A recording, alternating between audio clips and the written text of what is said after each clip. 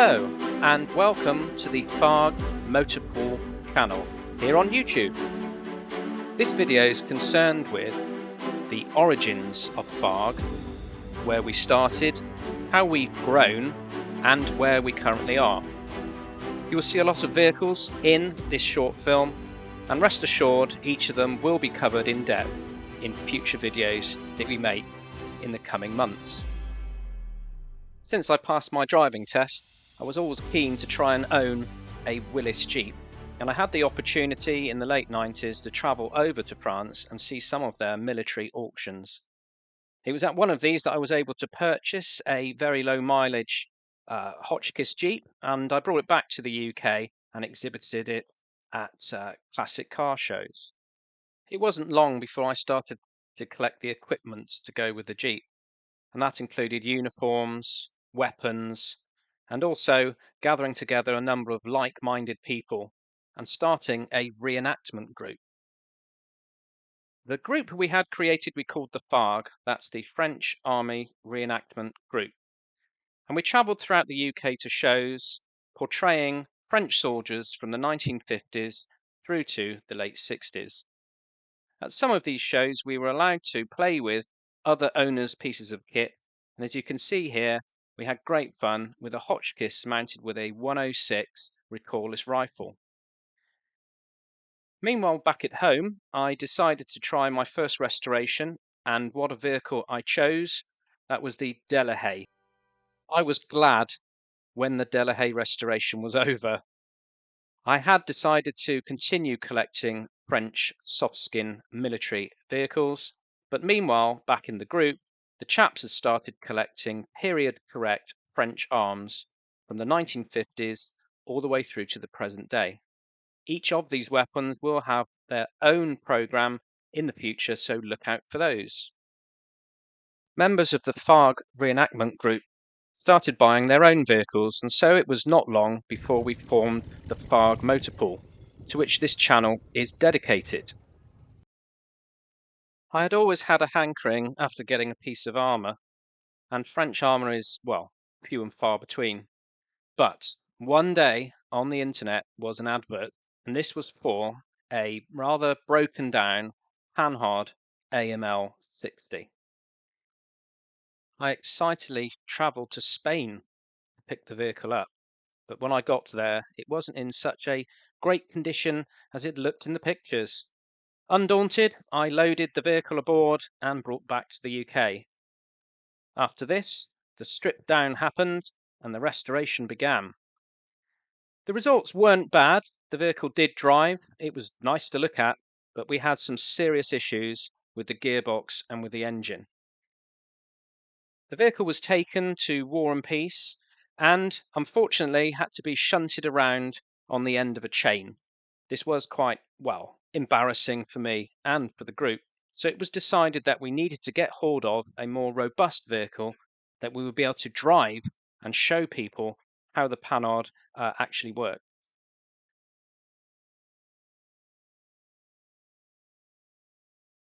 Over the following 12 months, news filtered through to me about the potential destruction of some Panhard AMLs in France, and this spurred me on to trying to find a workable example to add to the FARG Motorpool. Using my contacts that I had in France, I was able to gain access to a storage facility that was literally full of Panhard AML 60s. To my surprise, I was offered one of the vehicles and I quickly sealed the deal and returned back to the UK with my prize, where it joined my previous restoration. My storage facility was now filling up quickly, so unfortunately I had to let my first restoration go, and that actually ended up in Australia in a museum over there. To my great delight, the AML I had just purchased was in great mechanical shape and just needed really a refresh of the paint, and I was able to exhibit this nearly immediately on the show circuit. This vehicle is now with me and will feature in a later video. Now, meanwhile, the internet had tempted me again, and this time on TripAdvisor. It was suggesting that a rather downtrodden museum just outside of Hull was a, well, place to go and visit. And I could see in those pictures a Panhard AML 90. Now, these were quite rare, especially in the United Kingdom. I had been sent a picture only months before showing one. You can actually see it here in the background in camouflage. And this vehicle had been used during the filming of Richard III in central London. In that particular film, the vehicle had been set alight. So by the time it had gone to the museum and then I was able to purchase it, it was in quite a sorry state. When I got to the museum, I'm afraid I couldn't agree with TripAdvisor. It wasn't a run-down museum. We found it full of really keen amateurs who were trying to keep the whole business afloat. And it was a great shame to see their constant struggles, which unfortunately ended when the museum closed relatively recently. Whilst I was there, though, I was pointed towards other exhibits that might be available for purchase. And as you can tell from these photographs, my heart skipped a beat because there, lo and behold, was an AMX 13 Chaffee. Now, the AMX had always been a tank that I would like to have added to the FARG Motorpool, and so therefore sat in front of me was said tank in a pretty poor state, it must be said, but I was to find out it was also available to be sold. The deal was struck with the owner of the museum, and the tank became mine. I immediately organised the recovery of the vehicle and to be brought back to my unit back here in the West Country. When it arrived, we had a good look over the vehicle, and unfortunately, we found that the turret wasn't an original Chaffee turret. It was an incarnation that had been made for a BBC programme in the 1970s. So, unfortunately, we discarded the fake turret and focused on the chassis. The chassis, unfortunately, had been left open to the elements. Lots of the covers had been left off of the engine, spark plugs had been removed, and over the years, water ingress had completely ruined and seized every mechanical part of the hull. We did try to hopefully place a EBR turret onto the top of the chassis to turn it into quite a rare AMX 13 as used in the Algerian War, but we soon realized that there was not really any chance of us getting this vehicle up and running. So unfortunately, about 12 months ago, the vehicle was disassembled because we needed, well, to use the parts to keep other restorations going. From the ashes of this AMX 13, a phoenix was to rise. And again, we have the internet to blame. I had an email coming through from a small French museum in the south of France, and they talked about a collection they had of armour, and in that collection was an AMX 13 that they were willing to exchange for something from the UK. A deal was struck. I was able to travel down to the south of France, and I had a glorious time staying with the owner of the museum, and we loaded the said AMX 13 onto the back of my vehicle, able to bring that back to the UK. The vehicle had spent some time on a range in its life, and therefore it was completely peppered with what looked like an artillery airburst above the engine deck. This unfortunately had broken many mechanical parts inside of the engine, and therefore, again, we were really back to square one, where we had a vehicle that was complete this time. Well, 80% of it was complete, but it was unserviceable and most probably unable to get working again. Whilst my adventure in France was unfolding, at home there was a flurry of emails into my inbox.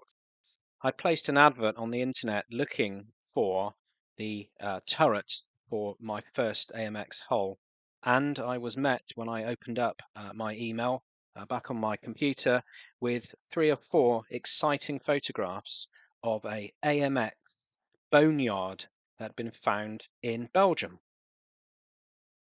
I managed to open up a conversation with the owner of the boneyard and found that all vehicles that had been sent to me in the pictures were available to purchase. There was one that had caught my eye, which was an AMX 13 75mm. You can see it here with the yellow turret. I visited Belgium and spoke to the owner, and it soon became evident that I was unable to buy that particular vehicle, which was greatly disappointing to me. My translational skills weren't great, but what he was actually saying was, I can't sell you just this, you have to buy everything. It was at this point my heart overruled my head. I'd travelled all this way, I'd had 2 false starts with trying to secure AMX 13s, and now I was here facing a potential purchase of not one, but 5. The batch consisted of 2 AMX 75mm, one with a petrol engine and one with a diesel. There were 2 AMX troop carriers, or known as VTTs, a vehicle transport de troupe, and also the 105 obus. I reasoned with myself that from purchasing 5, we were going to be at least able to get one of these running, even if we had to cannibalize the others to get parts. I managed to organise a fleet of low-loading lorries that went to the boneyard in Belgium and were able to return said vehicles back to my unit. The next few clips of film and pictures show the unloading of the vehicles as they arrived at my facility. As you can imagine, all 4 lorries did arrive at once and created quite a traffic jam. We were quite hard pressed to get each of the vehicles off the backs of the lorries simply because none of them ran. So we pressed into service large dumper trucks and our trusted JCB telehandler. We decided to store the AMX 1375s under cover while the rest of the vehicles were pushed unceremoniously into a tank park round the back of my facility. There they unfortunately languished for a number of years as I focused on the restoration of the AMX 1375s. The video you can see here is us unloading the AMX 1375 with the diesel engine. It was a Deutz air-cooled engine. Don't be misled, it's not being pulled off by a thin wire at the back there. We actually have a winch on the front in which we're lowering it off the back of the Beavertail lorry. Once that was snugly in place, we focused on moving those other vehicles, as I said, into the tank park. So here's a piece of footage of us moving one of the AMX 13 VTTs into position.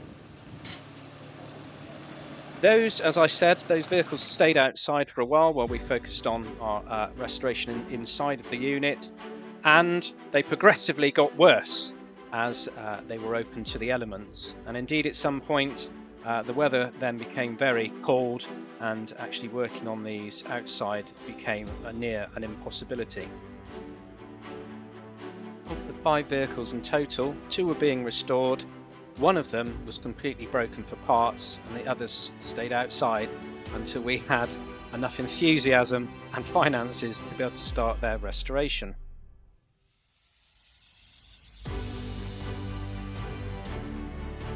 So there we are. That is FARG. That's the FARG Motorpool. You can see where we started, you can see how we've progressed, and now we're here with a fair collection of armour ready to display at this year's shows. The story doesn't end there. Now we have this channel, we will be placing 4 videos on the YouTube FARG Motorpool channel, just to show you how progress is doing with the restoration of these tanks. You can see now flashing up a few pictures of the restorations we actually have completed on the aforementioned vehicles. And we have been tempted again. Yes, the good old internet has now shown me something else that I'm quite excited about. So watch this space as we launch a video of how we located, imported and restored a AMX 13105. Thanks for watching. Don't forget to subscribe please, and we'll see you again soon.